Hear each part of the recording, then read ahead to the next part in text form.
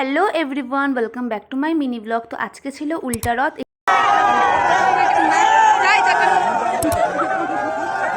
জানার পর আমরা চলে গেলাম একটু মেলা ঘুরতে, কারণ এখানে বাগডোগরার মধ্যে বেশি বড় একটা মেলা হয় না, কিন্তু এটাই আমরা ছোটোবেলা থেকে দেখে আসছি, তো ভালো লাগে। এখানে আমাদের ফ্রেন্ড রূপা চলে আসলো, এই যে রূপার বৌদি, যে খুব ভালো মেহেন্দি পরায়। আর এখানে আমি মাকে বলছি যে মা একটু একটু ভিডিও নেওয়ার জন্য মাকে বলছিলাম, কিন্তু মা একদমই পারছিল না, আর এখানে বারবার ঝুঁকে দিচ্ছিল। তো আমি বলছি ঠিক আছে। এখানে আমি ফুচকা এবং আইসক্রিম খেয়ে চটপট বাড়িতে চলে এসেছিলাম, কারণ আজকে আমার ভয়েস শোনানো হবে রেডিওতে।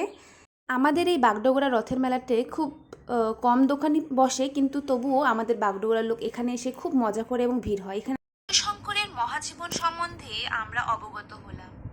এবারে আমরা জেনে নেব তার জীবনের কিছু ঘটনাবলী। বাংলা কথিকা আচার্য শঙ্কর, এ নিয়ে বললেন লিপিকা রায়। আচ্ছা, তো আজকের ব্লগটি আমি এখানেই শেষ করছি। বাই।